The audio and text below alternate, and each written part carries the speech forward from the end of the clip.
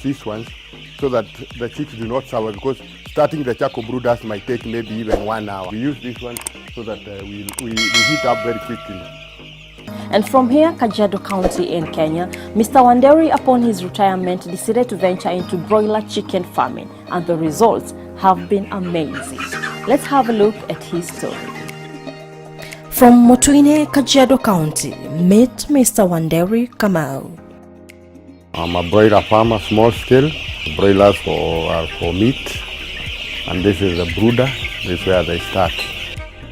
Wanderi's passion for rearing chickens started all the way back in his early days, but opted to settle on broiler farming for commercial purposes upon his retirement. I've been a full-time employee. I've worked with the government, and of late I was working with the telecom, and I retired in 2006. And even during that time when I was at work, I was still rearing. I started rearing broilers several years back out of interest. I just love animals. So that drove me in the first place to rear birds. I also find that the broilers are fast growing, they require less space, and by the end you get something. The first was I love animals, and I felt like rearing birds, taking care of them when they are young until they grow. To me it was fun, but later on I commercialized it. Currently, I'm doing about 2,000 at a given time. I started off with 200 chicks. I've been building it with time. So during those days, it used to take about 8 weeks. Today, it has been dropped up to 6 weeks. Every month, I bring 2,000. So at any given time, I have about 4,000. We buy them from various chick producers. We buy them from Ken Chick. We buy them from Ken Breed. We buy them from Sigma. All these, we have so many chick breeders. Sometimes you find one producer is having a problem, so you run to the next one, like that. The initial start, when they are young, you need to have a brooder house, like where we are. This is a brooder house. This is a room where we do brooding. As it is well known that these birds do not have their mother with them. You cannot get a chicken that can be able to take care of all these birds at the same time, of all these chicks. So you must provide artificial heat. The brooder room must have something to keep them warm.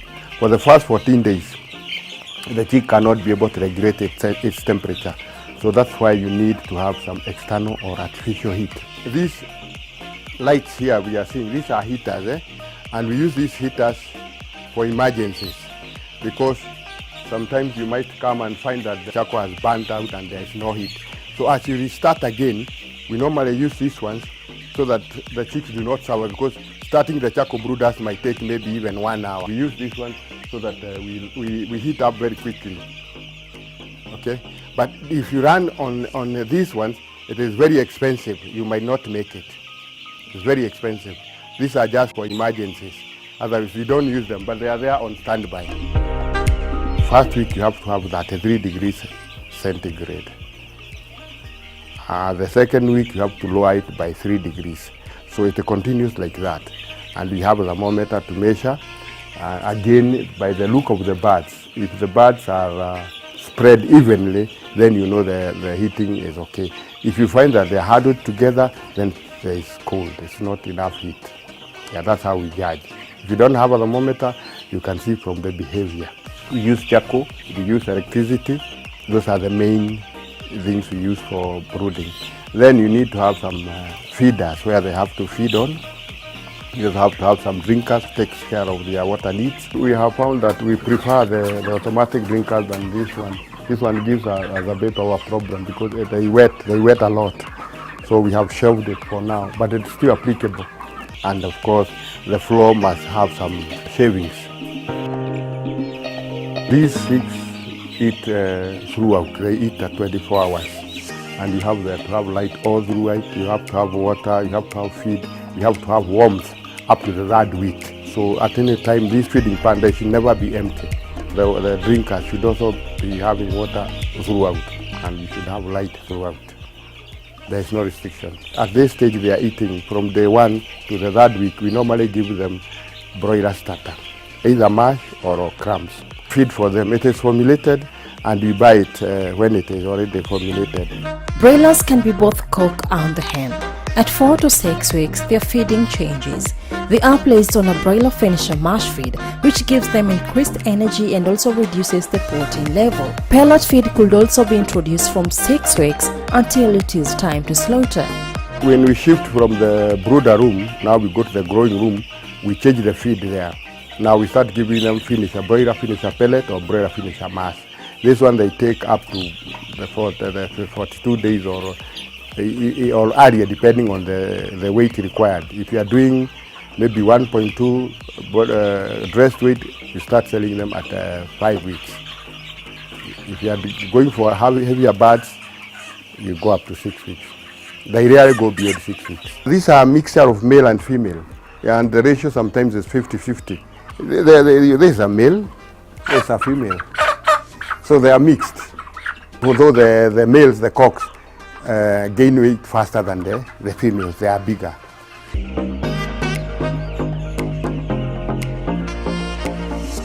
Once the birds are in, and you have put enough wood shavings, we normally clean the room by actually removing the areas that are wet. If you find a wet patch, you remove. Otherwise, it's not easy to clean when the birds are inside there. So we normally do that at the very early stage. Then you fill in with the wood shavings. So if there is anything, you only top up the shavings after removing any wet patch. And then you also rake to make sure you don't have hard surfaces around the house. The ones that produce these, the mothers, the breeders, we call them parent stock. These are now commercial broilers. Now, if you use the commercial broilers to breed, then you will not get the good results. Even when you start planting maize, you don't use the maize that you harvest. We buy seeds. So when you do that, you spoil the genetic composition of the bird, and you'll affect things like the feed conversion, the growth rate, and all that. So we leave that to the breeders. Let them breed and give us the best bird. We rear it. We have black broilers, but the white looks more appealing even to the customers. And they are derived from a big heavy bird that was called black astrolop. That's where originally it came, but they have done some crossbreeding and breeding until they've come up with the white one. We cannot tell any significance of the white color, although we normally say they look appealing. Diseases can be very traumatizing for the poultry farmers, but safety precautions and personal interaction with the chicken will keep the calamity at bay. In most cases, a healthy chick is normally active and very bright. A sick bird is normally dull, and it doesn't even move, and it doesn't feed. It stays handled together, and it's easy to note. There are some which have the diarrhea. You can see at the back, at the vent, you might see that they are having some paste of the feces. Then you can know this one is diarrhea. And again, there's also another one, the ones that are having respiratory diseases. You can even hear the sneezing and hard breathing and all that. There are some serious diseases which really affect us. That is Gumboro and Newcastle, and we vaccinate against this. At 7 days, we do vaccination of Gumboro. At 14 days, we do vaccination of Newcastle. And then there is another nuisance, we call it coccidiosis. That's also another common disease, but it's also preventable. And most of the drugs that we use, they are broad spectrum, so they treat most of the diseases. An inexperienced farmer will have so many disease problems. But as I'm saying, with the time, you come and overcome all these challenges. The other challenge that is there is that our houses sometimes might not be able to accommodate the number of birds you want to rear. That becomes a challenge because we tend it to overcrowd, and then when you overcrowd, then you have disease challenges. That is one of the challenges. Then the other challenge is the feed. Feed is also fairly expensive. There are times it becomes a problem because the feed is expensive, and then again the market is not good. So you find that you are not striking a balance. You spend so much and you sell so little. As a farmer, I also stated that we experience a very big challenge when it comes to marketing. because we have problems with chicks coming from outside the country.